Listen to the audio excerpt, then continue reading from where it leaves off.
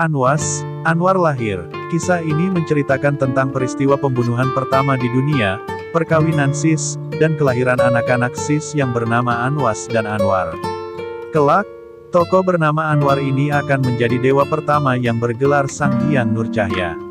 Sumber yang dipakai dalam penyusunan kisah ini adalah serat Paramayoga karya Raden Ngabehi Ranggawarsita yang dipadukan dengan kisah-kisah tradisi dari Timur Tengah. Kediri, tanggal 25 April tahun 2014. Siti Hawa mengidam buah-buahan surga. Di negeri Kusnia Malebari, Nabi Adam bersama para putra sedang membicarakan sang istri, yaitu Siti Hawa, yang kali ini sedang mengandung untuk ke-13 kalinya. Yang membuat heran adalah Siti Hawa mengidam ingin memakan buah-buahan dari taman surga.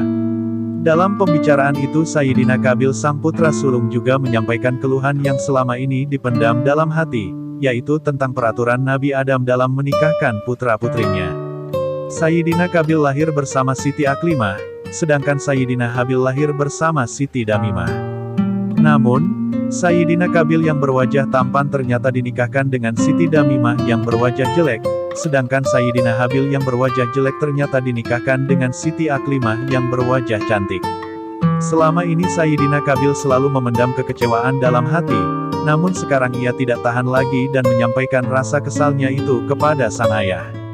Nabi Adam menjelaskan bahwa peraturan tersebut ditetapkan dengan pertimbangan bahwa Sayyidina Qabil dan Siti Aklimah lahir bersama, maka mereka berasal dari satu benih yang sama, sehingga tidak baik jika dinikahkan. Sayyidina Qabil kecewa dengan jawaban sang ayah. Ia lalu pamit undur diri meninggalkan pertemuan. Nabi Adam kembali membicarakan kehamilan Siti Hawa. Dulu mereka berdua telah melanggar larangan Tuhan Yang Maha Kuasa, sehingga harus dikeluarkan dari taman surga. Kini Siti Hawa sedang mengandung dan merindukan kelezatan buah-buahan dari tempat yang serba indah itu. Putra keenam bernama Sayyidina Sis mengajukan diri untuk mewujudkan idaman sang ibu. Nabi Adam sangat yakin pada kemampuan Sayyidina Sis dan memberikan restu kepadanya untuk berangkat. Siti Hawa menceritakan kelahiran Sayyidina Sis. Nabi Adam masuk ke dalam puri dan disambut Siti Hawa. Kepada sang istri, ia menceritakan jalannya pertemuan, di mana Sayyidina Sis bersedia mengusahakan terwujudnya buah-buahan dari taman surga. Ia juga menceritakan kekecewaan Sayyidina Qabil karena beristrikan Siti Damimah yang buruk rupa. Siti Hawa mengungkit cerita masa lalu di mana antara dirinya dan sang suami pernah berselisih paham mengenai tata cara perkawinan putra-putri mereka. Nabi Adam berpendapat, putra pertama hendaknya dinikahkan dengan putri kedua, sedangkan putra kedua dinikahkan dengan putri pertama. Putra ketiga dinikahkan dengan putri keempat, sedangkan putra keempat dinikahkan dengan putri ketiga. Begitulah seterusnya. Di lain pihak, Siti Hawa berpendapat putra pertama hendaknya dinikahkan dengan putri pertama, putra kedua dinikahkan dengan putri kedua, dan seterusnya, dengan alasan mereka sudah berjodoh sejak dalam kandungan. Perbedaan pendapat itu membuat keduanya berselisih tanpa ada yang mau mengalah, sampai akhirnya mereka memutuskan untuk meminta petunjuk kepada Tuhan Yang Maha Kuasa. Masing-masing lalu mengeluarkan benih dari dalam tubuh untuk ditempatkan di dalam pusaka Cupu Manik Astagina. Benih Nabi Adam ditempatkan pada tutup Cupu Manik, sedangkan benih Siti Hawa ditempatkan di badan Cupu Manik. Setelah beberapa hari, atas kehendak Tuhan, benih milik Nabi Adam berubah menjadi calon janin, sedangkan benih Siti Hawa tidak berubah. Karena itulah, Siti Hawa mengaku pasrah dan menyerahkan keputusan tentang tata cara pernikahan putra-putri supaya dijalankan sesuai pendapat Nabi Adam. Setelah Nabi Adam dan Siti Hawa pergi, Malaikat Jibril datang atas perintah Tuhan Yang Maha Kuasa untuk menyatukan calon janin tersebut dengan benih Siti Hawa sehingga menjadi bayi hidup, yang kemudian diberi nama Sayyidina Sis. Dengan demikian, anak pertama sampai kelima selalu lahir sepasang laki-laki perempuan, sedangkan putra keenam ini hanya seorang laki-laki, yaitu Sayyidina Sis tersebut. Tidak lama kemudian muncul angin topan yang menerbangkan Cupu Manik Astagina entah kemana. Siti Hawa mengakhiri ceritanya. Nabi Adam berusaha menenangkan perasaan istrinya, dan menganggap keluhan Sayyidina Qabil tadi adalah ujian rumah tangga belaka. Maka ia pun mengajak Siti Hawa untuk lebih menguatkan iman dan senantiasa berserah diri kepada Tuhan Yang Maha Kuasa, Semoga apapun yang akan terjadi bisa mendatangkan kebaikan bagi umat manusia.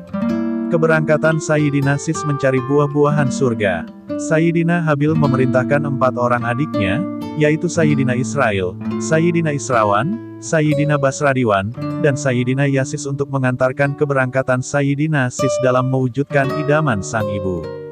Di tengah perjalanan, Sayyidina Sis dan keempat saudaranya itu diganggu oleh kaum setan pengikut malaikat Ajajil yang dulu diusir dari taman surga karena menolak perintah Tuhan.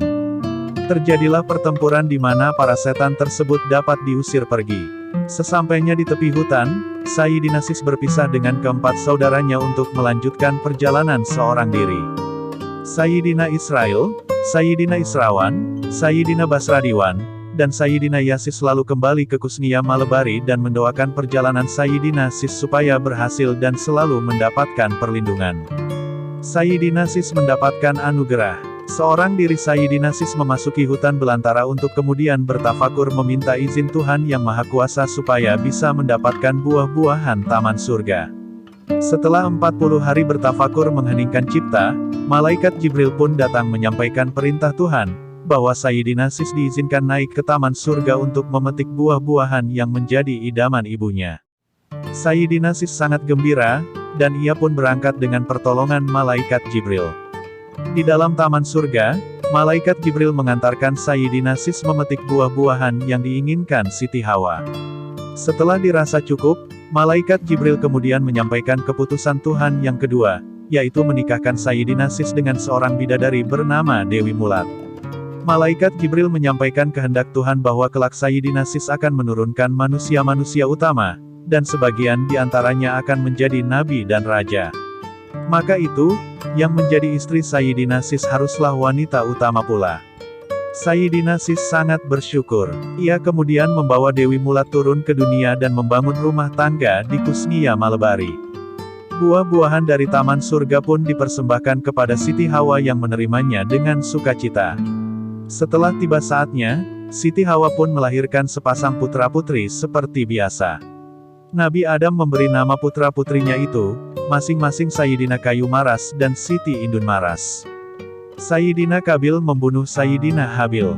Pada suatu hari, Sayyidina Kabil datang menemui Sayyidina Habil di rumahnya untuk meminta supaya Siti Aklimah diceraikan dan diserahkan kepadanya. Sayyidina Habil sebenarnya sangat menyayangi kakak sulungnya, namun ia juga tidak berani melanggar keputusan sang ayah.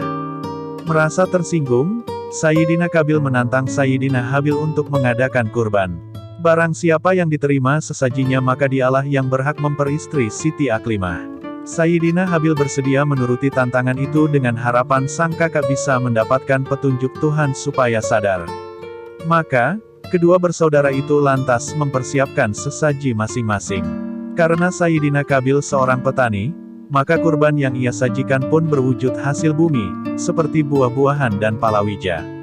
Namun karena ia bersifat kikir, maka yang dipilih adalah buah-buahan dan palawija yang buruk, sedangkan yang baik disisihkan untuk dijual dan dipakai sendiri.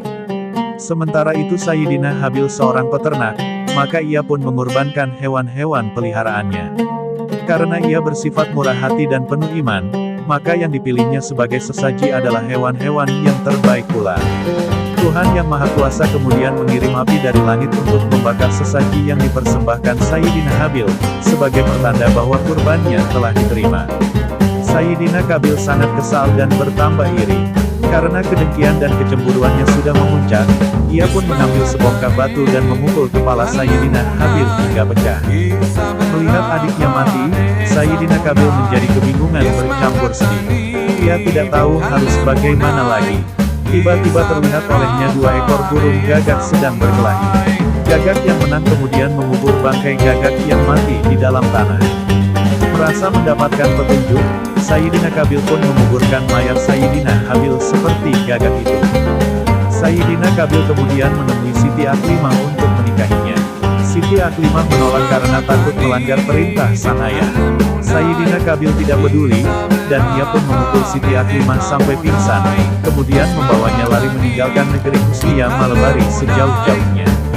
Malaikat Ajajil memperoleh anak perempuan. Malaikat Ajajil dulu diusir dari taman surga karena menolak perintah Tuhan yang Maha Kuasa untuk bersujud memberikan penghormatan kepada Nabi Adam. Kini ia mendengar kehendak Tuhan bahwa keturunan Sayyidina Sis akan menjadi manusia-manusia utama. Maka, ia pun bertafakur memohon kepada Tuhan supaya diizinkan memiliki seorang putri. Ia berharap melalui putrinya itu bisa lahir keturunan Sayyidina Sis yang bisa menjadi raja dan penguasa umat manusia. Tuhan yang Maha Adil pun mengabulkan permohonan Malaikat Ajajil. Atas kehendaknya, dari sebagian tubuh Malaikat Ajajil tercipta seorang perempuan yang berwajah sama persis dengan Dewi Mulat, yang kemudian diberi nama Dewi Jelajah.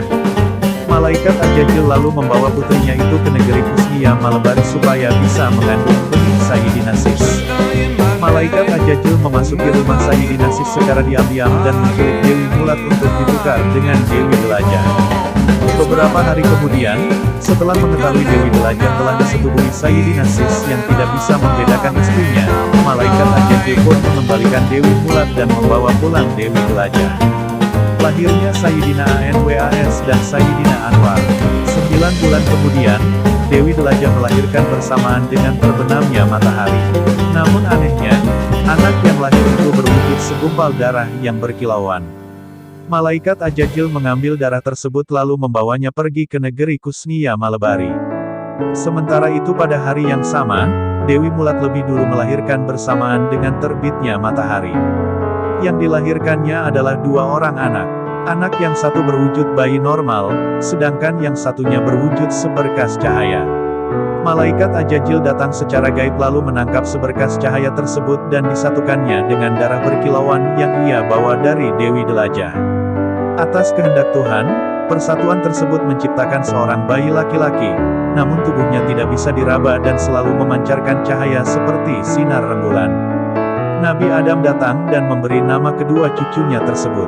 Yang berwujud bayi normal diberi nama Sayyidina Anwas, sedangkan yang berwujud bayi bercahaya diberi nama Sayyidina Anwar. Nabi Adam meramalkan bahwa Sayyidina Anwas kelak akan menurunkan para nabi, sedangkan Sayyidina Anwar kelak tidak mau mengikuti agamanya dan memilih jalan hidup sendiri, namun keturunannya juga banyak yang menjadi raja dan tokoh besar di dunia. Hal ini membuat Sayyidina Sis bimbang dan menyerahkan diri sepenuhnya kepada takdir Tuhan.